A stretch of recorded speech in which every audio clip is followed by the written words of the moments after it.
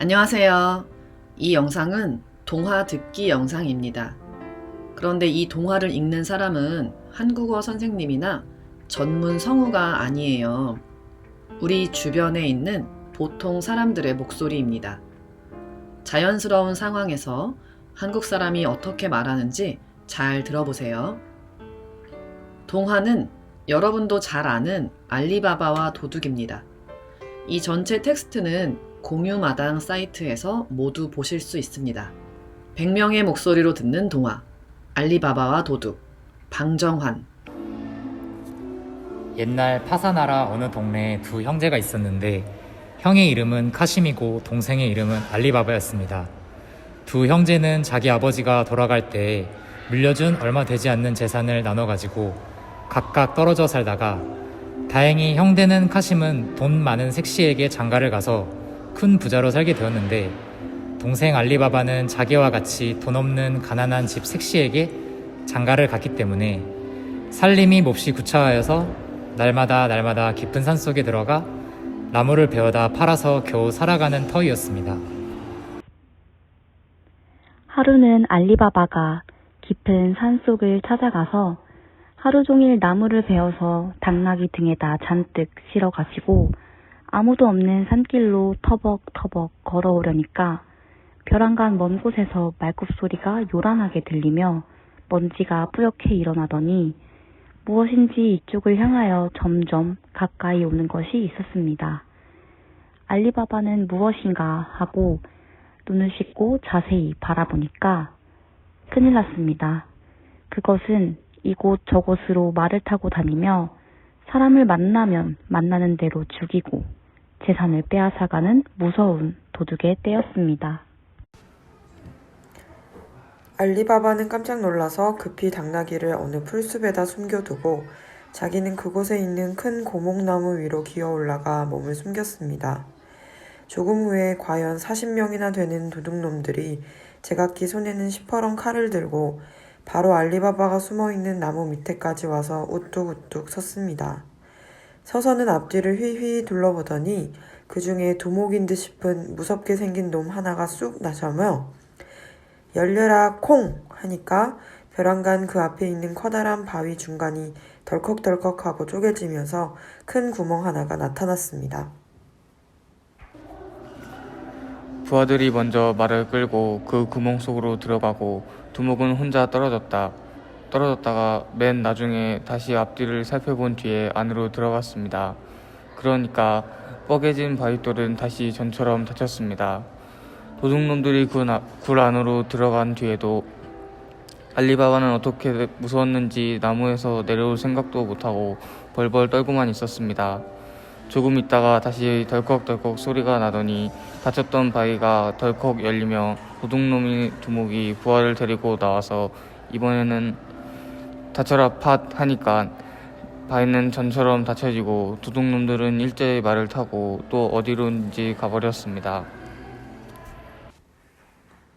알리바바는 아까부터 도둑놈의 두목이 호령하는 대로 그 큰 바위가 열렸다 닫혔다 하는 것도 이상하려니와 제일 굴 속에 무엇이 있는지 궁금한 생각이 났습니다. 그래, 도둑놈들이 멀리 간 뒤에야 나무에서 내려와서 두목이 하던 대로 열려라 콩 하니까 과연 그 커다란 바위가 움직움직하더니 바위 중간이 덜컥하고 쪼개지면서 큰 구멍이 열렸습니다. 알리바바가 무서운 것을 억지로 참고 그 구멍으로 들어가 보니까 그 속은 바위굴 이것만 끔찍이 넓고 환하게 꾸며 있었습니다. 굴 속에서는 이곳 저곳 벽에 번쩍번쩍하는 황금으로 찬란하게 장식해 놓은 것이 마치 임금이 계신 대궐보다도 더 훌륭해 보였습니다. 그리고 한쪽에는 큰 주머니가 산같이 쌓여 있는데 그 속에는 눈이 부시게 번쩍이던 금돈이 넘쳐 흐를 듯이 그득그득 담겨 있습니다.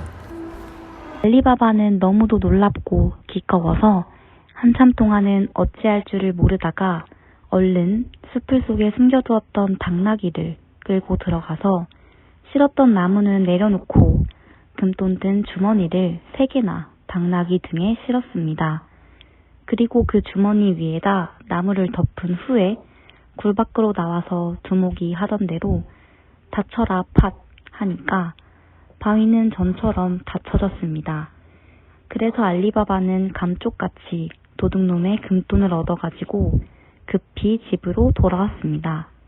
알리바바의 색시가 바느질을 하고 있는데 남편이 황망히 뛰어들어오더니 눈이 부시게 번쩍번쩍하는 금돈을 수북히 쏟아놓으므로 첫 번에는 매우 놀라었으나 남편에게 자세한 이야기를 듣고 그제야 한없이 기쁘고 좋아서 대체 얼마나 되는지 좀 세어보자고 하였습니다.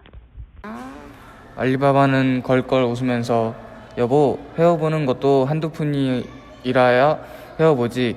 이렇게 많은 돈을 어떻게 헤어본단 말이오. 그냥 뒷곁 장독대 밑에 파묻어 둡시다. 하니까 색시는 그래도 아이고, 그렇지만 얼마인지 수도 알지 못하고 어떻게 묻어둔단 말이오. 한 푼 두 푼씩은 못한다 하더라도 뒷박에 빌려가더라도 되어보고 묻읍시다.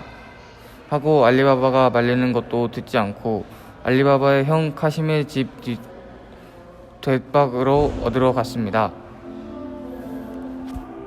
마침 카심은 어디 나가고 카심의 색시가 혼자 있다가 알리바바의 집은 대단히 구차하여서 무엇이고 뒷박으로 되어 볼 것이 없을 터인데 뒷박을 빌려달라니 필연 어디서 곡식 섬이나 생긴 게다 생각하고 대체 무슨 곡식이 생겼는지 알고 싶어서 뒷박을 줄 때에 뒷박 밑에다 송진치를 하여 주었습니다. 알리바바의 색시는 그런 줄은 모르고 주는 대로 그냥 받아가지고 돌아와서 그 많은 돈을 일일이 뒷박으로 대어서 장독대 밑에다 단단히 파묻고 뒷박을 도로 형네 집으로 가져갔습니다. 그러나 뒷박 밑에 금돈 한 푼 붙어간 것은 알리바바도 그 색시도 알지 못했습니다. 형의 색시가 뒷박을 받아서 밑바닥을 보니까 그야말로 눈이 부시게 번쩍번쩍하는 금돈이 한 푼 붙어 안았으므로 깜짝 놀라서 알리바바는 구차하게 짝이 없던 사람인데 벼랑간 금돈이 그렇게 많이 생긴 것을 보니 이상도 하고 부럽기도 하였습니다. 그래서 그날 저녁 때 돌아온 남편을 보고 여보, 당신은 그래도 돈 많은 부자라고 뽐내고 다니지요. 당신은 어림도 없소. 알리바바는 참말 당신보다도 훨씬 부자입디다. 돈도 번쩍번쩍하는 금돈만 어떻게 많은지 손으로 헤일 수가 없어서 뒷박으로 되어보니 그런 부자가 세상에 또 어디 있단 말이오. 하면서 알리바바의 집에서 뒷박을 빌려가던 일과 그 뒷박 밑에 송진을 칠해 보냈더니 금돈이 한 푼 묻어온 이야기를 모두 하고 그 금돈을 내보였습니다. 카심이 그 돈을 받아보니까 그것은 분명히 금돈이었습니다. 웬만한 사람 같으면 고생스럽게 살던 자기 동생이 갑자기 잘 살게 되었다니 형된 마음에 퍽 기쁘다든지 경사스럽다고 할 것이나 그 마누라의 속이나 조금도 다름없는 카심은 슬그머니 믿고 시기스러운 생각이 나서 그날 밤은 그냥 자고 그 이튿날 아침에 일찍이 동생의 집을 찾아갔습니다. 그전에는 한 번도 찾아온 일이 없는 그 형이 아침 일찍이 찾아와서 알리바바는 속으로 이상하게 생각은 하면서도 몹시 반가워 친절히 맞아들였습니다. 그러나 카심은 동생이 반가워하는 것을 본체도 안 하고 하는 말이 예, 알리바바야. 그래, 그럴 수가 있단 말이냐. 무슨 돈이 생겼는지 그렇게 많은 돈이 생겼으면 의뢰의 형되는 나한테 와서 말을 해야 그것이 동생 된 도리지. 그래, 형을 그렇게 속일 수가 있단 말이냐 하였습니다. 알리바바는 깜짝 놀라서 제가 형님을 속이다니요 하고 망설이는데 형은 그래도 모르겠니? 그러면 내가 일러주어야 하겠니? 어저께 우리 집에서 뒷박을 빌려갔었지. 그리고 그 뒷박으로 금돈을 되어봤지? 형님, 그것은 어떻게 하셨습니까? 어떻게 아는 게 뭐야? 그 뒷박 밑에 금돈 한 푼이 붙어왔으니 금돈을 되어본 것이 분명하지. 알리바바는 속으로 자기 색시가 너무도 경망하여서 그리 된 줄만 알고 착한 마음에 전후 이야기를 다하고 형님을 속일 리야 있겠습니까? 그러지 않아도 오늘쯤은 형님께 돈을 좀 보내드리려고 하던 참이랍니다. 하면서 파묻은 돈 중에서 절반을 뚝 떼서 그 형을 주었습니다. 그러나 형은 욕심이 많은 사람이라 내가 너의 집에 온 것은 네 돈을 뺏으려고 온 것이 아니라 네가 어디서 어떻게 그 돈을 얻어왔는지 그것을 알러 온 것이야. 하므로 마음 좋은 알리바바는 대단히 위험한 일인 줄은 알아 형의 말을 거역하는 수도 없어서 도둑놈의 굴이 있는 곳과 그 굴의 문을 열고 닫을 때 부르는 말까지도 죄다 일러주었습니다. 그리고 형님 까딱 잘못하다가 도둑놈들에게 들키기만 하면 큰일 날 것이니 부디 조심하십시오 하고 주의를 시켰습니다. 카심은 그 이튿날 새벽 일찍이 집에 있던 당나귀 2마리와 새로 사온 3마리를 끌고 어슬렁 걸어서 동생이 일러준 그 산속을 찾아갔습니다. 찾아가 보니까 과연 고목나무 하나가 서 있고 그 앞에 커다란 바위가 있으므로 바위 앞에 가 서서 열려라 콩 하니까 그 큰 바위가 이상하게도 덜컥 열렸습니다. 카심은 얼른 당나귀를 끌고 안으로 들어가서 바위를 전대로 닫혀놓고 한쪽에 쌓여있는 돈주머니들을 당나귀 등이 부러지도록 잔뜩 실어가지고 다시 굴 밖으로 나오려 하였습니다. 그러나 큰일 났습니다. 너무 돈만 생각하고 또 그렇게 좋은 금돈을 어렵지 않게 얻은 것만 기뻐하고 좋아하다가 굴문을 열 때 부르는 말을 그만 잊어버렸습니다. 카심도 깜짝 놀라서 여러 가지로 생각해 보아도 도무지 알 수가 없으므로 이제는 그 욕심나던 금돈보다도 도둑놈들이 돌아오기만 하면 죽을 것이 더 무서워졌습니다.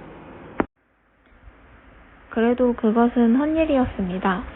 어쩌나 하고 짤짤매고 있는데 벌써 밖에는 나갔던 도둑놈들이 우르르 하고 돌아왔습니다. 한편 구석에서 벌벌 떨고만 있던 카심은 도둑놈들이 돌아온 기척을 듣고 쩔쩔매다가 무슨 생각을 하였던지 옆에 찬 조그만 칼을 빼어들고 급히 바위돌 옆에다 몸을 착 붙인 후 바위 문이 열리기를 기다리고 있었습니다. 도둑놈들은 무심히 바위의 문을 열었습니다. 그때 숨어있던 카심은 벼랑한 칼을 휘두르면서 몸을 제비같이 날려 날쌔게 뛰어나가려 하였으나 문턱도 못 나가서 도둑놈들이 가진 칼에 찔려 죽었습니다. 도둑놈들은 카심을 찔러 죽이고 당나귀 등에 실은 금돈주머니를 도로 내려서 놓았던 자리에 갖다 놓고 보니까 웬일인지 그래도 돈주머니가 3개나 부족되므로 도둑놈들은 일제히 머리를 맞대고 세상에서 우리 속을 아는 사람도 없거니와 혹시 아는 사람이 있다고 하더라도 이 바위돌 문을 열고 닫을 때 쓰는 말을 아는 사람은 하나도 없을 터인데 저놈이 이곳에 들어온 것도 이상하려니와 또 돈주머니 3개가 부족되는 것은 이놈 외에 먼저 또 가지고 간 놈이 있는 것이 분명하다. 그러니까 그놈을 다시 보도게 하자면 우선 죽은 저놈의 시체를 4갈래로 찢어서 저 문 옆에 매달아 두어야 하겠다. 그래야 다른 놈도 그렇게 될까 무서워서 못 오지. 하고 즉시 카심의 죽은 시체를 4갈래로 갈갈이 찢어서 문 옆에 매달아 놓았습니다. 그리고는 다시 말들을 타고 가버렸습니다. 카심의 색시는 자기 남편이 나간 후 밤중이 되도록 안이 돌아오므로 어찌된 일인지 궁금도 하고 겁이 나서 알리바바를 찾아왔습니다. 여보, 알리바바, 당신도 알다시피 형님이 오늘 아침에 그 굴 속에 찾아간다고 당나귀 5마리를 끄고 갔는데 이렇게 밤중이 되도록 돌아오질 않으니 피씨 무슨 일이 생겼나 보 하면서 걱정스럽게 말하였습니다. 찾아가 보니까 바위돌 문은 닫혀진 대로 그냥 있는데 그 바위돌 틈으로 붉은 피가 흘러있는 것을 보았습니다. 알리바바는 깜짝 놀라서 그러면 형님은 기어이 도둑놈들에게 붙잡혀 죽은 것이 분명하구나 하고 급히 문을 열고 들어가 보니까 아니나 다를까 카심은 죽어서도 끔찍스럽게 찢기어서 문 좌우편에 매달려 있으므로 알리바바는 너무 놀랍고 분하여서 주먹을 부르짖고 떨리는 손으로 형님의 시체를 내려서 당나귀 한 필에다 싣고 나머지 2필에는 금돈 6주머니를 싣고 그 위에는 전과 같이 나무를 덮었습니다. 그리고 다시 바위돌 문을 닫고 산속으로 더 깊이 들어가서 어둡기를 기다려 그날 밤중에야 집으로 돌아왔습니다. 그래서 돈주머니를 실은 당나귀는 색시에게 맡기고 카심의 시체를 실은 당나귀는 그대로 끌고 형네 집으로 갔습니다. 그때 카심의 집에는 대단히 영리하고 꾀가 많은 계집의 하인 몰지나라는 처녀가 있었는데 알리바바가 자기 집주인이 죽은 시체를 당나귀에다 싣고 오는 것을 보고 넌지시 알리바바를 뒤뜰로 데리고 가서 카심의 시체를 받아내렸습니다.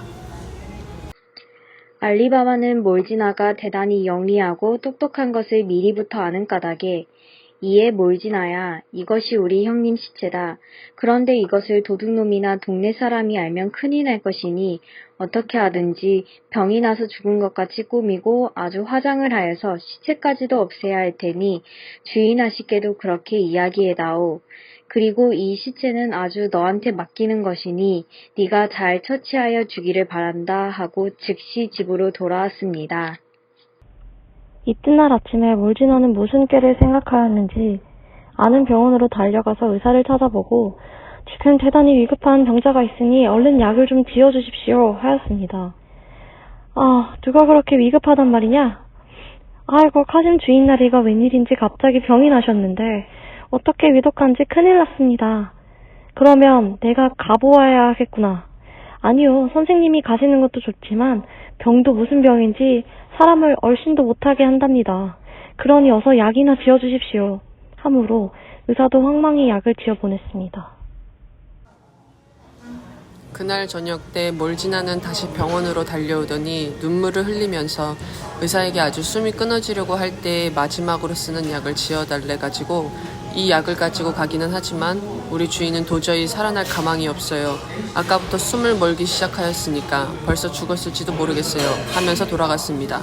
알리바바는 몰지나에게 자세한 이야기를 듣고 그날은 자기 형네 집으로 자주 병문안을 가는 것 같이 꾸며놓았기 때문에 그날 밤에 카심이 죽었다는 것을 동네 사람이 알고도 그리 이상스럽게 아는 사람은 하나도 없었습니다. 그 이튿날 이른 새벽에 몰지나는 또 무슨 생각을 하였는지 급히 다른 동네에 있는 구두방을 찾아가서 구둑 있는 늙은이에게 금돈 한 푼을 주면서 급히 꿰맬 것이 있으니 구둑 있는 연장을 모두 가지고 우리 집까지 같이 가십시다.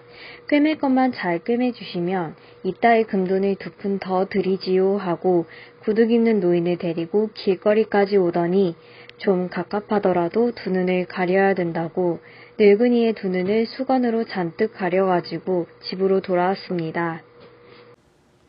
구둑 입는 늙은이는 무슨 일인지 영문도 모르고 두 눈까지 수건으로 가려서 갑갑하기는 한량이 없건만 금돈을 준다는 바람에 몰지나가 손을 잡고 가는 대로 장님 걸음으로 끌려갔습니다. 한참이나 끌려가다가 이제는 다 왔습니다 하고 가린 수건을 떼어줌으로 보니까 어느 동네에 누구 집인지 그것도 모르겠는데 눈앞에는 놀랍게도 사지가 갈갈이 찢겨져 죽은 시체가 놓여져 있었습니다. 구두방 늙은이는 깜짝 놀라서 에그머니 소리를 치고 뛰어나가려 하였으나 몰지나가 꼭 붙잡고 애걸애걸하므로 할 수 없이 가지고 간 바늘과 실로 갈갈이 찢어진 시체를 꿰맸습니다. 몰지나는 고맙다고 하면서 약속대로 금돈 2푼을 주어서 올 때와 같이 수건으로 두 눈을 가려서 구두방까지 데려다주고 돌아왔습니다. 집에 돌아온 몰지나는 즉시 죽은 시체를 물로 말짱히 씻고 향수를 뿌리고 죽은 시체에 입히는 옷을 입혔습니다. 그리고 다른 사람이 의심을 둘까 하여 격식대로 가까운 절에 있는 중을 데려다 연불까지 하고 시체를 관 속에 넣어 아주 화장을 하였습니다. 형의 장사를 지낸 지 사흘 만에 알리바바는 형수께서 홀로 지내기가 너무 고적하겠다고 형의 집으로 이사를 하였습니다. 그동안 도둑놈들은 이곳저곳으로 돌아다니며 사람을 죽이고 재물을 빼앗은 후 여러 날 만에야 저희들의 굴 속으로 돌아왔습니다. 돌아와 보니까 뜻밖의 저희들이 죽여서 매달았던 시체도 없었거니와 금돈 넣은 주머니까지 6개가 없어졌으므로 깜짝 놀랐습니다. 그만하면 알겠다. 죽여서 매단 시체가 없어지고 돈주머니까지 없어진 것을 보면 반드시 먼저 죽은 놈과 공모를 하고 있는 놈이 있는 게 분명하다. 그러니 우리는 하루바삐 그 놈을 잡아서 죽여버리지 않으면 안 될 터이니 너희들 중에 누구든지 힘센 놈 하나만 변복을 하고 동네로 돌아다녀 보아라. 혹시 알게 되는지도 모를 터이니. 그러나 만일 못 알아가지고 오는 때에는 이 칼로 모가지를 댕공 잘라 죽일 것이다.